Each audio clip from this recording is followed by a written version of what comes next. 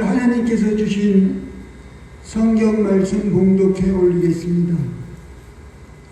성경 주신 말씀은 마태복음 1장 18절로 25절의 말씀입니다.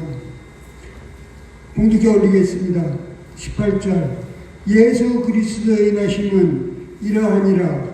그의 어머니 마리아가 요셉과 약혼하고 동거하기 전에 성령으로 잉태된 것이 나타나더니 그의 남편 요셉은 의로운 사람이라 그를 드러내지 아니하고 가만히 끊고자 하여 이 일을 생각할 때에 주의 사자가 현몽하여 이르되 다윗의 자손 요셉아 내 아내 마리아 데려오기를 무서워하지 말라.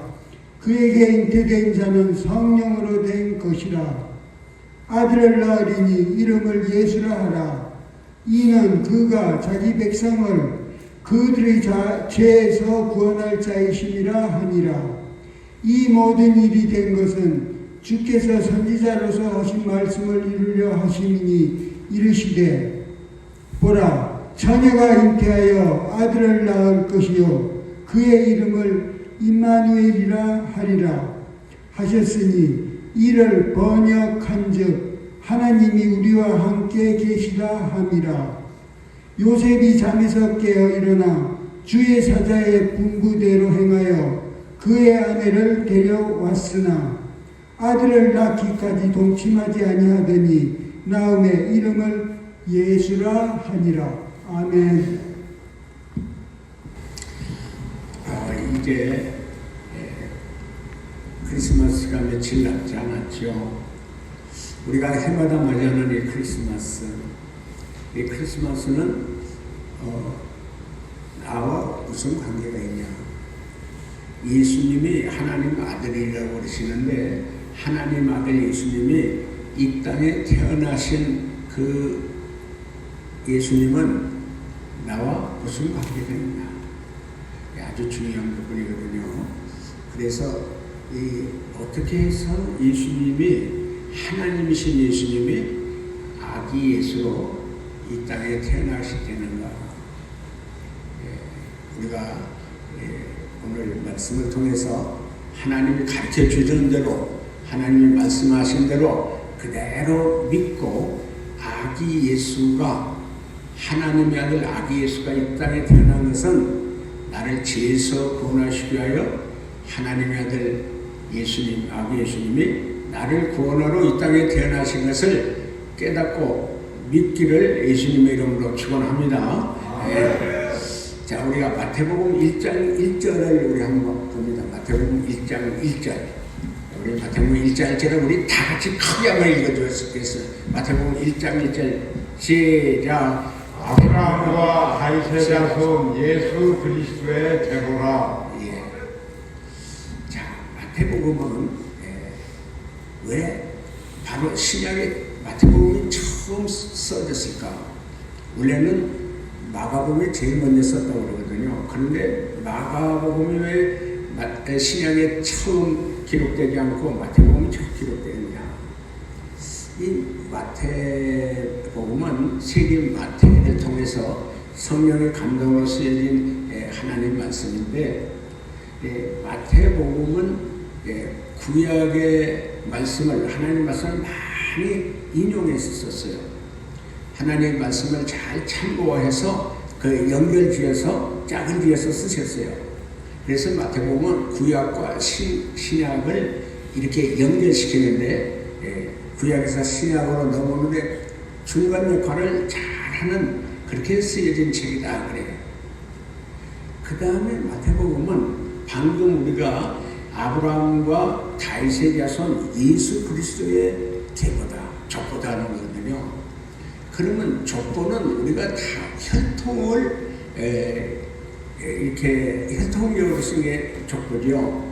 아버지, 할아버지, 증조할아버지, 고조할아버지 쭉 조상을 그렇게 혈통을 통해서 쓰여지신 게 우리가 족보인데, 그래서 이 족보는 많이 이렇게 우리 가문에 아주 귀중한 보물로 이렇게 잘 이렇게 관리하고 보관하고 있죠. 모든 족보는 혈육을 통한 족보예요. 혈육의 조상을 통해서 자손들에게 쓰여진 족보인데, 우리 이 족보는 아브라함과 다윗의 자손 예수 그리스도의 족보는, 이건 혈육의 족보가 아니고 언약의 족보예요. 언약. 창세기 12장에 하나님과 아브라함의 언약을 맺습니다. 그 언약을 맺을 때, 하나님과 언약을 맺을 때 뭘 근거로 맺느냐? 약속을, 말씀의 약속을 근거로 해서 언약을 맺은 건데, 창세기 12장 1절에 3절 한번 읽어주시죠. 여호와께서 아브라함에게 이르시되 너는 너의 고향과 친척과 아버지의 집을 떠나 내가 내게 보여줄 땅으로 가라. 내가 너로 큰 민족을 이루고 내게 복을 주어 내 이름을 창대하게 하리니 너는 복이 될지라. 너를 축복하는 자에게는 내가 복을 내리고 너를 저주하는 자에게는 내가 저주하리니 땅의 모든 족속이 너로 말미암아 복을 얻을 것이라 하신지라. 아멘. 자, 하나님께서 아브라함에게 딱 나타나셔서 너 친척 고향 아비집을 떠나서 내가 지시한 땅으로 가면 바로 아브라함과 하나님과는 언약을 맺겠다. 그래서 하나님이 내 후손을 큰 민족을 이루게 할 것이고 너희 민족에게 복을 줘서 내 이름을 창대하게 할 것이고 너는 복의 사람, 복의 근원이 될 것이다. 너를 축복하는 데는 복을 줄 것이고 너를 저주하는 자에는 내가 저주할 것이다. 그래서 언약 관계를 맺어요. 언약 관계. 언약을 지키면, 하나님 말씀을, 약속을 지키면 하나님도 약속을 지킬 거고, 네가 약속을 지키면 하나님이 복을 주겠다는 거거든요. 너를 통해서 많은 민족이 복을 얻겠다는. 그래서 하나님과 아브라함과 언약을 맺어요. 언약 관계를 맺는 거예요. 동맹 관계라고도 할 수 있어요. 그 다음에 다윗과 하나님과 또 언약을 맺어요. 사무엘하 7장 12절을 읽어보세요.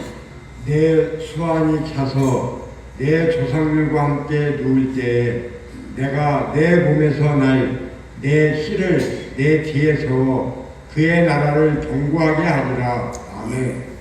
다윗 왕과 하나님은 언약을 맺는데, 하나님은 다윗 왕을 통해서 그 왕으로 하나님 나라 이 땅의 왕으로 다윗 왕을 세웠잖아요. 다윗 왕의 씨를 통해서, 바로 다윗 왕의 후손을 통해서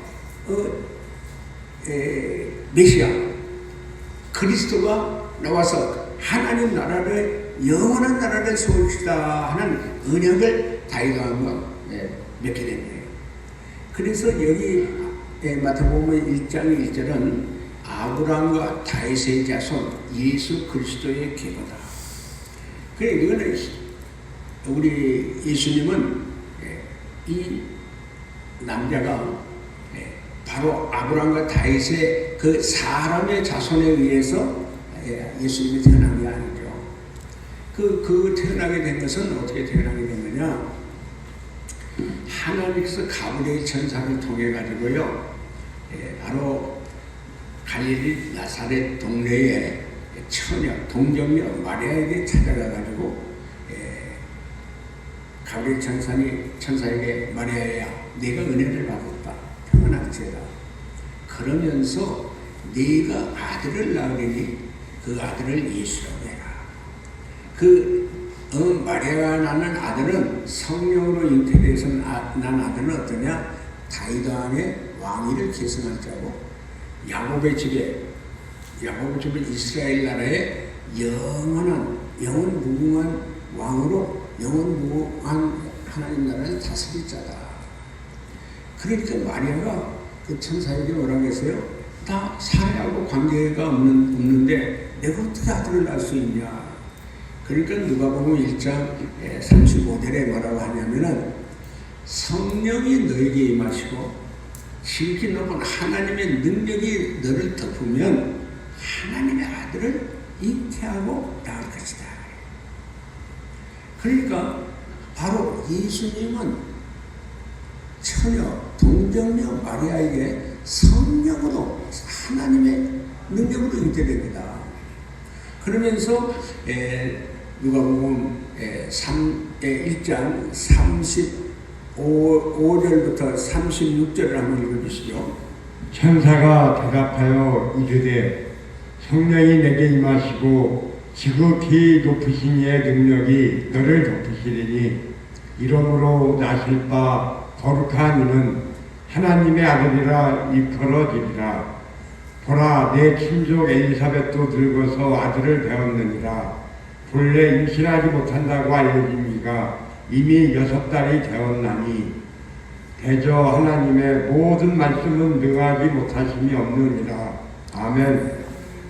자, 이 천사 가브리엘이 마리아에게 어떻게 내가 하나님의 아들을 잉태되는 것을 성령이 임하시고 하나님의 지극히 높은 하나님의 능력이 너를 덮으면 이 사람이 남자가 없이는 여자가 잉태할 수 없는 것을 하나님의 능력으로 잉태하게 하신다는 거예요. 그게 이제 뭐냐면 너희 친척 엘리사벳도 나이가 늙어서 임신할 수 없는데 성령이 임하셔서 딱 임신하게 해서 지금 6개월 전에 임신했다. 그러면서 37절 말씀에 대저 하나님의 모든 말씀은 능하지 못함이 없느니라. 그러니까 하나님 말씀은 하나님의 약속한 말씀이기 때문에 100% 그대로 이루어진다. 그러면서 마리아에게 가브리엘이 전해준 하나님 말씀 그대로 네가 잉태해서 아들을 낳을 것이다. 그때 이제 38절 읽으세요. 마리아가 이르되 주의 여종이 오니 말씀대로 내게 이루어지이다 하매 천사가 떠나가니라. 자, 마리아가 가브리엘 천사를 통해서 하나님이 전해주신 말씀, 하나님 말씀을 그대로 제가 믿겠습니다. 주의 계집 종이 오니 말씀이 내게서 그대로 이루어지겠나이다. 그러니까 마리아는 뭐예요? 마음으로 믿었고요, 입으로 시인했어. 천사였어. 하나님 말씀대로 내 배에 아기 예수가 잉태될 것이요, 그 아기가 낳을 때 아기 예수가 태어날 것을 믿습니다. 그러니까 그 믿음을 통해서 그대로 마리아가 아기 예수를 잉태하게 된 거죠. 그 아기 예수를 잉태된 그 과정을 이 마태복음 1장 족보에서는 어떻게 말씀하시냐? 자, 마태복음으로 1장 16절을 읽어주십니다. 야곱은 마리아의 남편 요셉을 낳았으니 마리아에게서 그리스도라 칭하는 예수가 나심이라. 아멘. 자, 마리아에게서 동정녀 마리아, 처녀 마리아에게서 이 그리스도라 하는 예수가 나옵니다.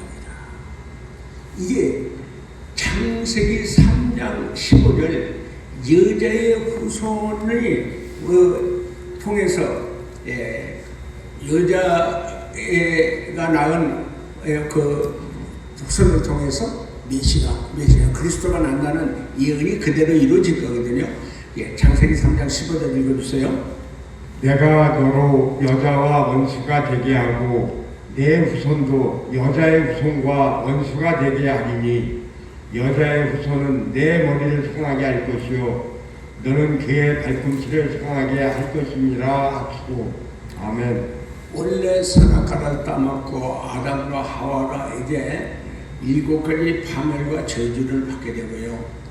이 모든 아담의 후손들은 다 죄로 인해서 사망에 이르게 돼요. 다 죽게 돼요.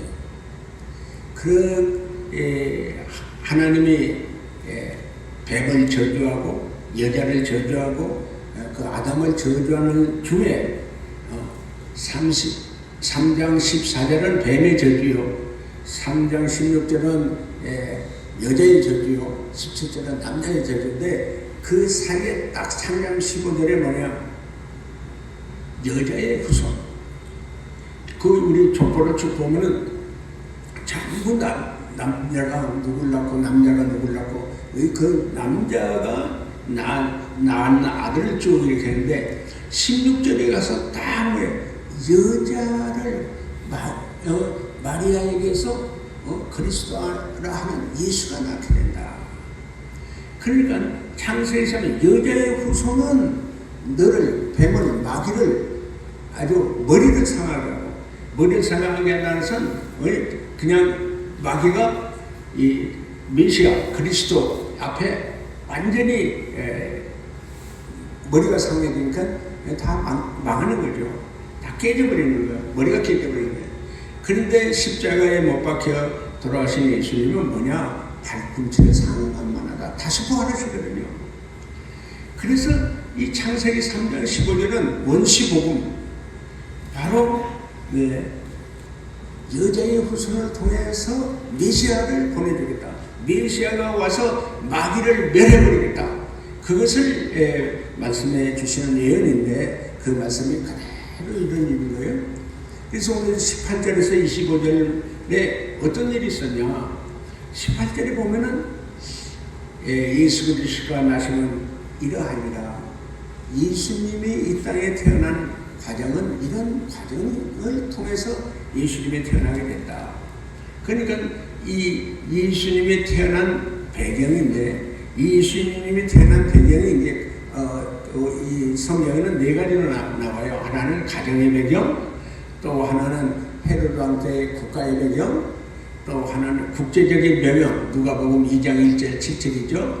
가이사라 아우구스토스가 이제 왕이 됐을 때 국제적인 배경. 그 다음에 누가복음 이제 8절부터 21절까지는 그 바로 베들레헴 마을의 배경. 이 예수님이 태어나는 배경을 여러 가지 이각도에서 저각도에서 시각적으로 보는 시각이 달라가지고요. 네 가지 배경이 나타나는데, 처음에 마태복음 1장 18절부터는 가정, 그 가정이 어떤 가정에서 어떻게 태어나냐는 배경이 나요. 근데 거기서 18절이 뭐냐면은 예수 그리스도의 탄생은 태어나면 이러하니라.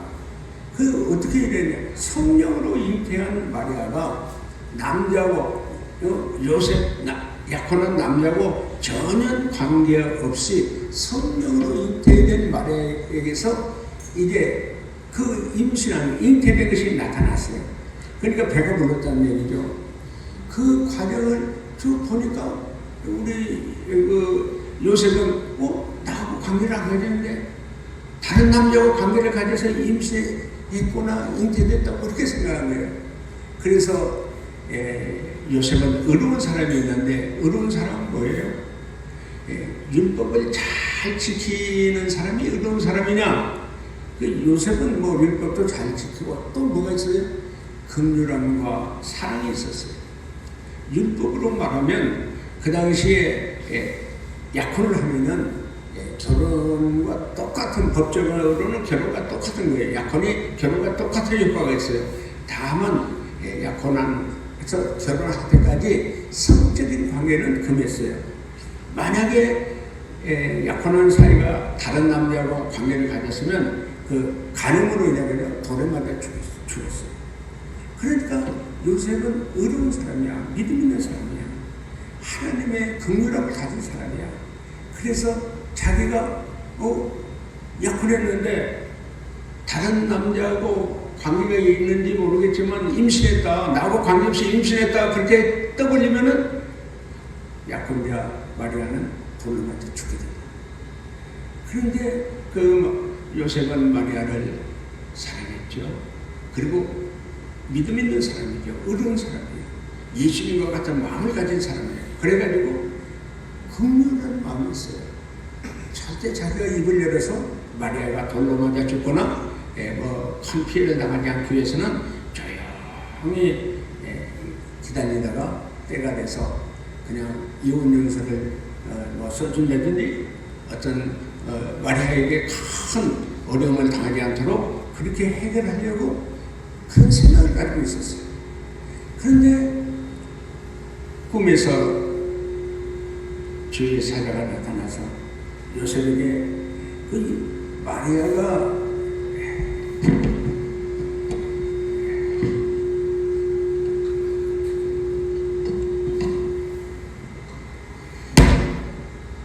마리아가 잉태된 것은 성령으로 잉태된 것이다. 성령으로 마리아가 잉태된 것은 성령으로 잉태된 것이니까 그 아들을 낳으면 이름은 예수라고 해라.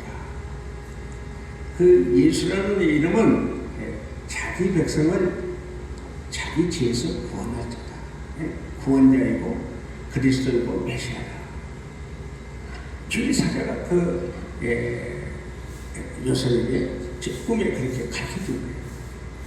요셉은 의로운 자고 믿음 있는 사람이라서 성령으로 잉태됐다는 것을 주의 사자가 가르쳐 주신 그대로 믿었어요. 그대로 믿었고 이제 마리아가 아들을 낳을 때까지 기다리고 있었죠. 그런데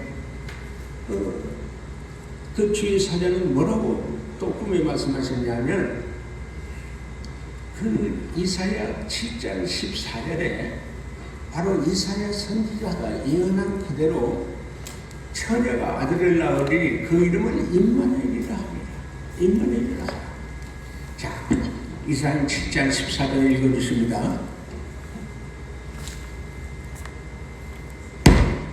그러므로 주께서 친히 징조를 너희에게 주실 것이라. 보라, 처녀가 잉태하여 아들을 낳을 것이요 그의 이름을 임마누엘이라 하리라. 아멘. 자, 임마누엘이라 이 말은 무슨 말씀이냐? 하나님이 우리와 함께 하신다는 거예요. 하나님이 우리 사람과 함께 산다는 얘기예요. 그래서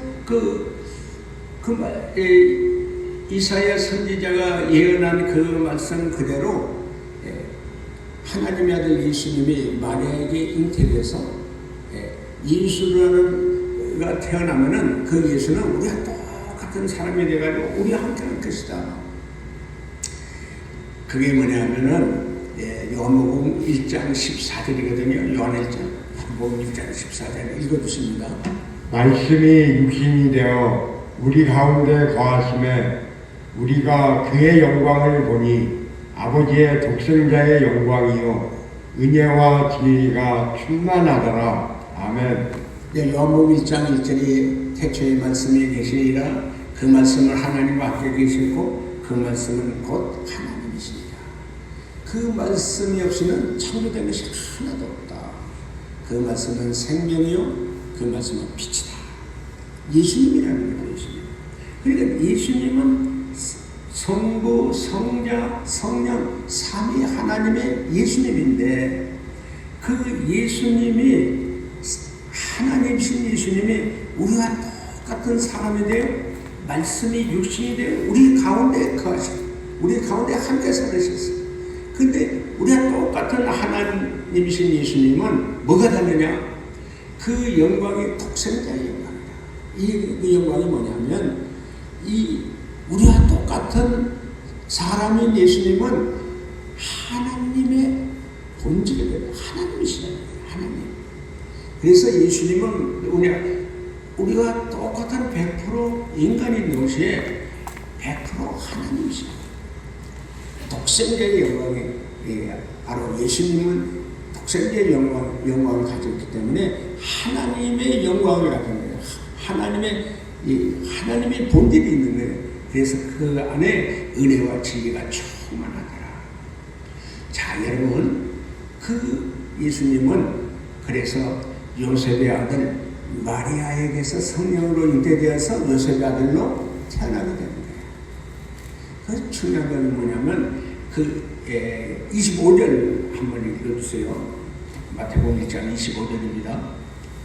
아들을 낳기까지 동침하지 아니하더니 다음에 이름을 예수라 하니라. 아멘. 24절에는 그 요셉이 그 주의 사자의 분부대로 마리아와 이제 결혼을 해가지고 같이 사는 거예요. 한 방에서 같이 사는 거예요. 그런데 아들을 낳을 때까지 동침하지 않았고 그 아들을 낳았을 때 예수라고 이름을 지었어요. 바로 아기 예수가 마리아에게서 태어난 거예요. 자, 여러분은 예수가 이 땅에 태어난 것이 여러분하고 무슨 관계가 있습니까? 지금까지 예수님을 믿고 매년 성탄절을 맞이하면서 아기 예수로 태어난 예수님은 나하고 무슨 관계가 있는 거야? 근데 중요한 게 뭐예요? 만약에 이 아기 예수가 이 땅에 태어나지 않았다면 우리는 어떻게 됐을까요? 이 땅에는 어느 누구도 우리가 태어나면서 가진 선악과의 죄와 조상으로 유전된 죄와 우리가 스스로 지은 죄들을 어느 것으로 해결받을 수 없어요. 용서받을 수 없어요. 죄는 우리 인간의 근본적인 문제예요. 이 죄를 사함받지 못하고 용서받지 못하면 그 죄값으로 이 땅에서도 파멸과 저주와 멸망과 재앙으로 살아요. 죽으면 영벌을 받아요. 불구덩이에서 영원히 살아야 돼요. 이 죄를 해결받지 못하면 모든 인간은 파멸과 저주와 멸망과 재앙 속에서 이 땅에 살다가 죽으면 영벌을 받는 지옥불에 들어간단 말이에요. 이게 얼마나 비참한 거예요. 얼마나 엄청난 정말 재앙이에요. 바로 이런 하나님은 우리를 이 땅에 태어나게 하셨을 때 우리하고 영원히 함께 살기 위해서 영생을 주신 분이 하나님이세요. 하나님은 우리를 이 땅에 왜 태어나게 하셨어요? 여러분 왜 태어났어요? 여러분 왜 살아요? 우리는 어떻게 살고 무엇을 하고 살아야 돼요? 바로 하나님을 나를 이 땅에 태어나게 했을 때는 이사야 43장 7절에 우리를 태어나게 하신 목적이 뭐냐? 하나님께 영광을 올려드리기 위해서. 우리를 이 땅에 태어나신 목적이 뭐냐? 하나님을 찬양하고 하나님께 예배드리도록. 그래서 우리 인간의 본분이 뭐냐? 전도서 12장 13절에 우리를 이 땅에 태어나게 하신 하나님의 목적은 뭐냐? 하나님을 경외하고 모든 명을 지킬지니라. 이것이 인간의 복음입니다. 그러니까 하나님과 우리와 관계는 하나님은 우리 아버지가 되고 우리는 하나님의 아들이요. 하나님은 우리 왕이요. 우리 하나님의 거룩한 백성으로서 관계를 맺으면서 함께 영원히 하나님의 사랑과 축복을 받으면서 영원히 사는 것을 영생을 얻은 것이요. 그것은 영원한 축복이요. 영원한 하나님의 사랑과 축복이 되는 것을 믿고 깨닫기를 예수님의 이름으로 축원합니다. 아멘. 아멘. 그래서 중요한 게 뭐예요? 예수님이 이 땅에 마리아에게 잉태되고 성령으로 잉태되고 마리아에게서 아기 예수로 태어난 것은 딱 나를 죄에서 구원하러 오셨고 나를 죄에서 구원해가지고 하나님의 아들로 하나님의 백성으로 하나님과 함께 영원히 영생을 누리며 살게 하시려고 예수님이 이 땅에 아기 예수로 태어난 것이다. 아기 예수로 태어난 예수님을 믿는 자마다 믿고 영접한 자마다 마음에 모시고 믿음으로 사는 자마다 영생을 얻고 영원한 하나님과 함께 영원한 사랑과 하나님의 사랑 축복으로 사는 영생을 가진 자가 되는 것을 믿으시기를 바랍니다. 할렐루야. 이번 성탄절에는 나를 죄에서 구원하러 오신 아기 예수님을 꼭 영접하고 믿고 모시고 영생을 누리고 사는 하나님의 거룩한 백성들이 되기를 예수님의 이름으로 축원합니다. 할렐루야.